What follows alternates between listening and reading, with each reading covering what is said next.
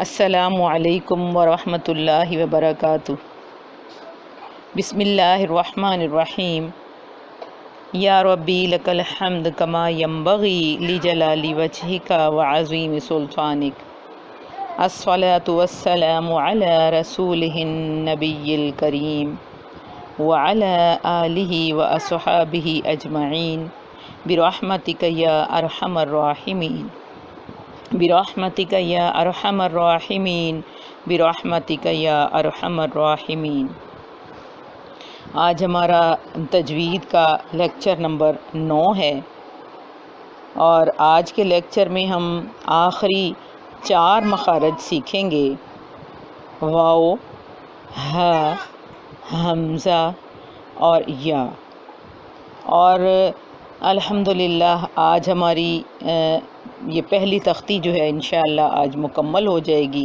اللہ کا کروڑہ شکر ہے کہ اللہ نے ہمیں یہ توفیق عطا فرمائی۔ میں آپ کو ایک حدیث سناتی چلوں۔ بخاری کی حدیث ہے، حضرت عثمان رضی اللہ تعالی عنہ سے روایت ہے کہ نبی صلی اللہ علیہ وآلہ وسلم نے فرمایا: خیرکم من تعلم القرآن وعلمہ۔ تم میں سے بہترین وہ ہے جو قرآن سیکھے اور سکھائے۔ الحمدللہ اللہ تعالیٰ نے ہمیں یہ موقع فراہم کیا کہ ہم یہ اس طریقے سے آن لائن طریقے سے اللہ تعالیٰ نے ہمیں یہ موقع فراہم کیا کہ ہم قرآن سیکھیں اور سکھائیں، اور اس درجے کے مستحق بن جائیں جو کہ نبی اکرم صلی اللہ علیہ وسلم نے فرمایا کہ تم میں سے بہترین وہ ہے جو قرآن سیکھے اور سکھائے۔ اور صحیح قرآن پڑھنا جو ہے وہ اس کے بارے میں بھی حدیث ہے کہ 1 حرف کے بدلے 10 نیکیاں۔ تو جیسے کہ بسم اللہ صحیح مخارج کے ساتھ پڑھیں گے تو 60 نیکیاں ملیں گی۔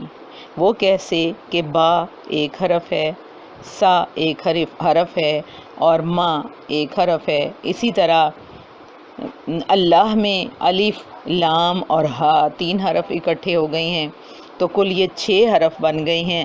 تو اگر ہم صحیح طریقے سے اس کو سیکھتے ہیں اور اس طریقے سے پڑھتے ہیں تو پھر ہم اس اجر کے مستحق ہوتے ہیں کہ 1 حرف کے بدلے 10 نیکیاں، تو یہ کتنی ہو گئی؟ 60 نیکیاں ہو گئیں۔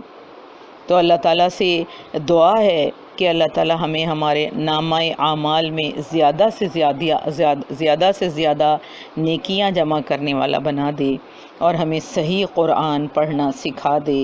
اللہ تعالیٰ ہماری مدد فرما دے۔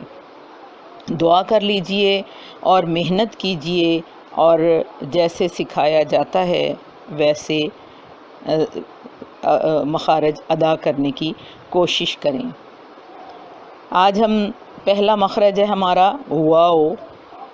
واو اس کا مخرج ہے منہ کے خالی حصے سے یہ ادا ہوتا ہے،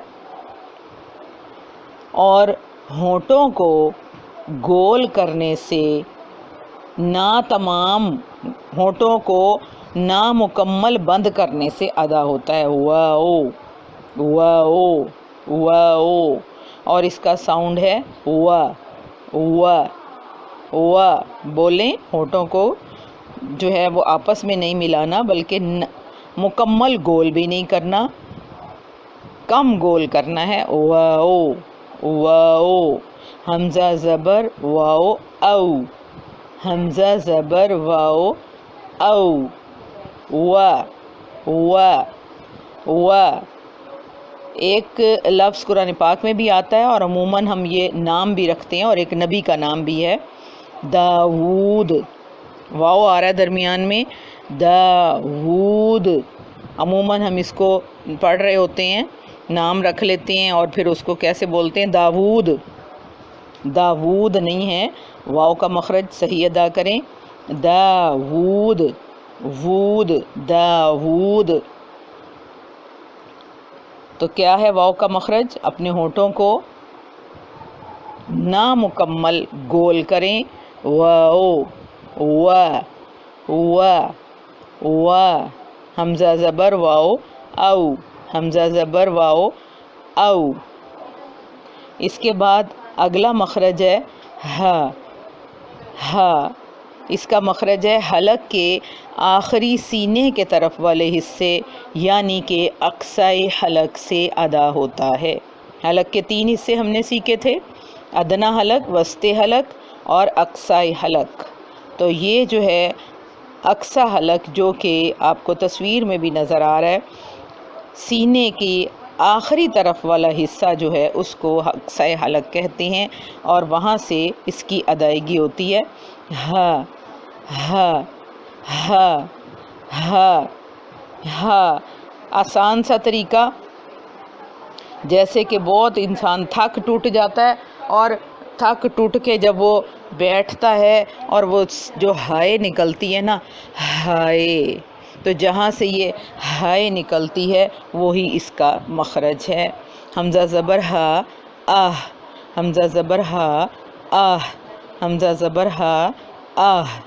ہا ہا ایک ہوا سی اندر جاتی ہے اور باہر آ جاتی ہے. ہا ہا ہا صرف حلق استعمال ہو رہا ہے، باقی اور کوئی چیز استعمال نہیں ہو رہی. منہ کا خالی حصہ جہاں سے کہ آواز نکل کے آ رہی ہے. ہا ہا ہا ہا ہا. اس کے بعد اگلا ہمارا مخرج ہے حمزہ. حمزہ سخت اور جھٹکے والی آواز ہے اور منہ کے خالی حصے سے ہی اس کی ادائیگی ہو رہی ہے. حمزہ حلق کے آخری سینے کے طرف والے حصے اقصی حلق سے ادا ہوتا ہے، جیسے کہ ہم نے الف پڑھا تھا، الف بھی وہیں سے ہے. آ آ اسی طرح حمزہ، حمزہ کی آواز ہے آ آ آ آ. حمزہ زبر، حمزہ زبر حمزہ آ آ آ. اور الف اور حمزہ ایک ہی حرف جو ہیں وہ گنے جاتے ہیں، ایک ہی حرف ہے.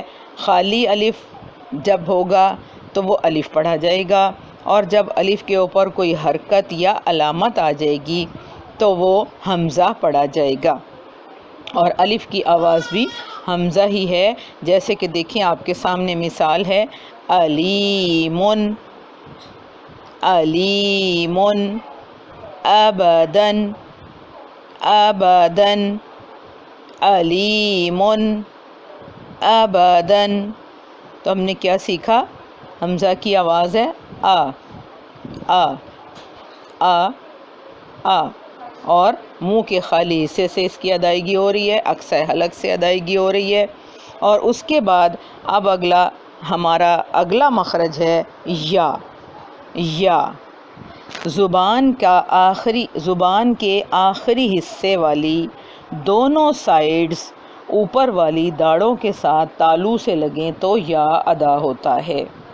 یا کا مخرج زبان کا جو آخری حصہ ہے اس کی دونوں سائیڈیں جب ان کے سامنے والی داڑوں کے ساتھ جو تالو ہے، یا آپ کہہ لیں کہ داڑوں کے ساتھ جو مسوڑے ہیں ان سے لگے اور وہ تالو ہی ہے، تو وہاں سے یا ادا ہوتا ہے.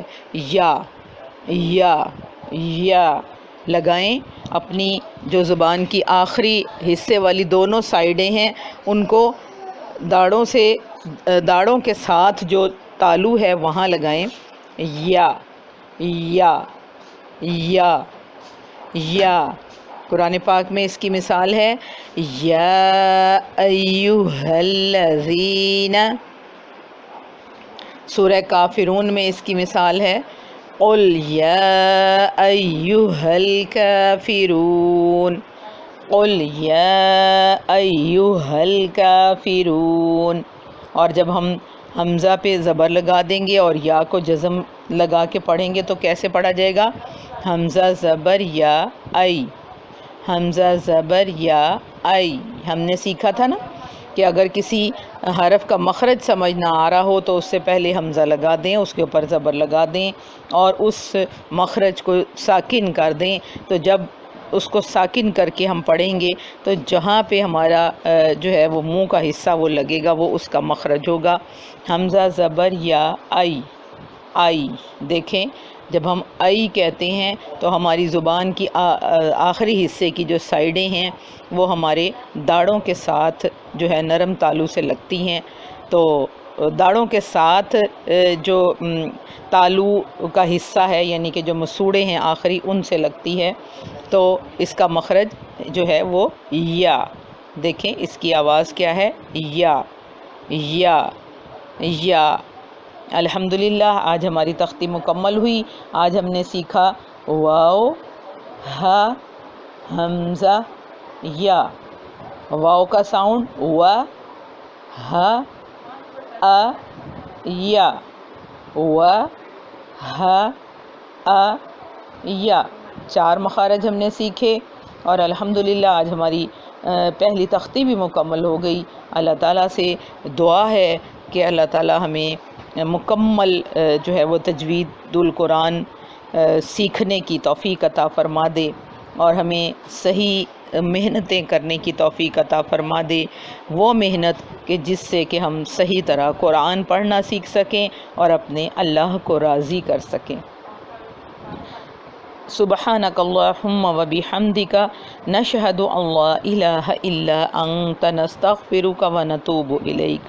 السلام علیکم ورحمۃ اللہ وبرکاتہ۔